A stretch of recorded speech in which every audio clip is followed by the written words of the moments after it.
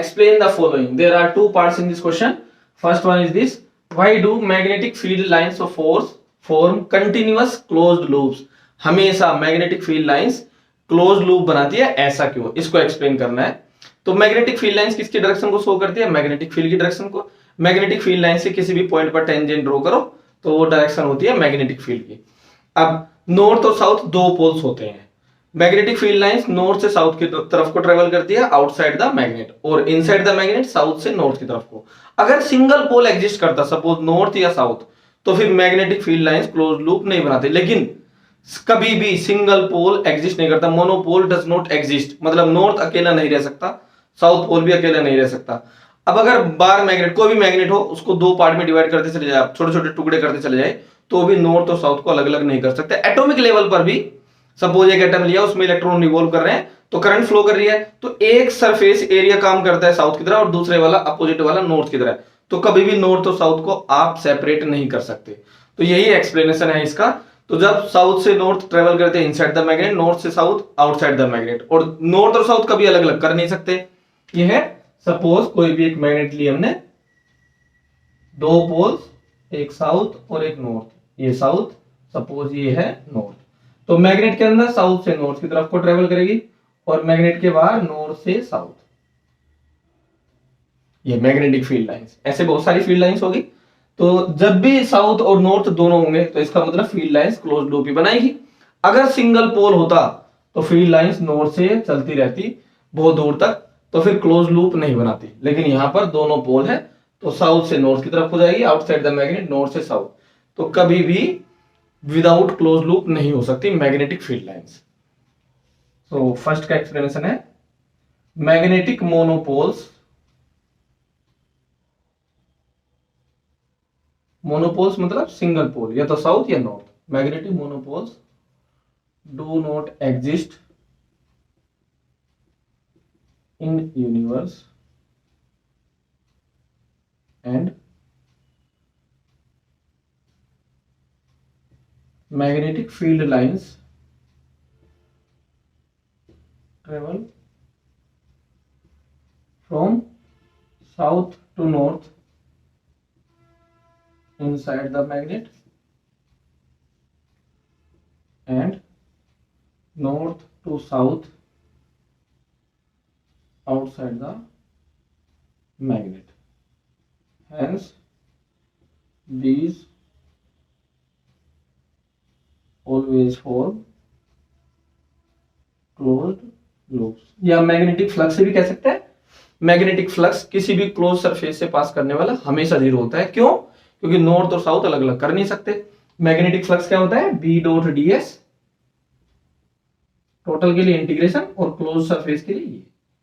अब ये किसके इक्वल होगा? जैसे इलेक्ट्रिक फील्ड में होता है q inside upon epsilon naught, ऐसे यहां भी लिख सकते हैं mu naught into charge, magnetic charge, ये भी लिख सकते हैं। ये है मैग्नेटिक चार्ज, और मैग्नेटिक चार्ज हमेशा जीरो, क्योंकि साउथ और नॉर्थ को आप अलग अलग नहीं कर सकते। Magnetic flux always equal to zero, क्योंकि मैग्नेटिक चार्ज की भी किसी भी क्लोज सरफेस से पास करने वाला जीरो। सपोज हमने ये कोई क्लोज सरफेस ली और ये एक बार मैग्नेट नॉर्थ इधर साउथ इधर, तो आपको लग रहा है केवल नॉर्थ है इनसाइड, नहीं। अगर आपने बार मैग्नेट को यहां से कट किया तो यहाँ साउथ डेवलप हो रखा है और यहाँ पर नॉर्थ, तो टोटल मैग्नेटिक चार्ज किसी भी क्लोज सरफेस से पास करने वाला जीरो। तो मैग्नेटिक फील्ड लाइंस अगर बाहर जाएगी तो वापस भी आएगी, तभी तो जीरो होगा। जितनी फील्ड लाइंस बाहर जा रही है उतनी फील्ड लाइंस वापस आ रही है, तो क्लोज लूप बना रही है। ये भी लिख सकते हैं। बी,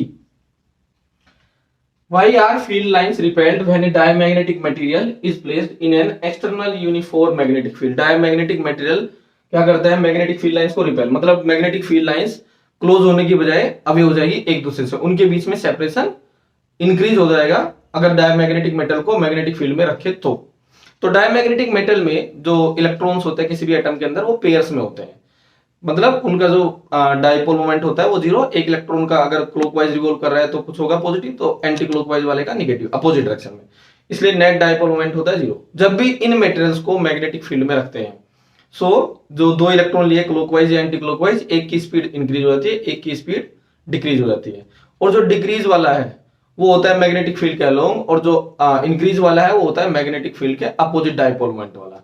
तो जो अपोजिट डाइपोल मोमेंट है मैग्नेटिक फील्ड में रखने से डायमैग्नेटिक मेटल को, वो इंक्रीज हो जाता है। तो इसका मतलब डायमैग्नेटिक मटेरियल में एक मतलब जो एक्सटर्नल फील्ड है उसकी वजह से एक मैग्नेटिक फील्ड डेवलप हो जाता है इंटरनली, और ये मैग्नेटिक फील्ड होता है वीक, फीबल मैग्नेटिक फील्ड, मतलब very very small in comparison to external. अब जो एक्सटर्नल फील्ड है उसके अपोजिट डेवलप हुआ, तो net magnetic field diamagnetic metal के अंदर क्या हो जाएगा, डिक्रीज। और जब मैग्नेटिक फील्ड डिक्रीज हो जाएगा तो मैग्नेटिक फील्ड लाइंस अवे। तो जहां मैग्नेटिक फील्ड स्ट्रॉन्ग वहां क्लोज, और जहां मैग्नेटिक फील्ड वीक वहां फील्ड लाइंस अवे। तो वही कहा है, रिपेल करती है, मतलब दूर दूर हो जाती है। So in diamagnetic materials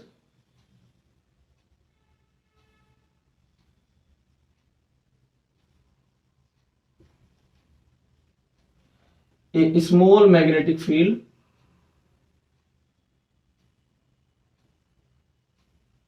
develops in the opposite direction of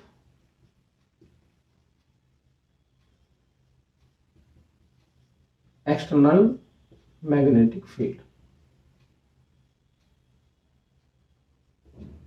So net magnetic field decreases,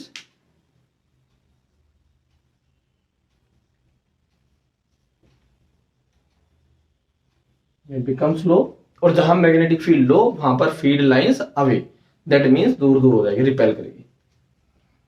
hence field lines becomes far apart from each other, that is repel each other.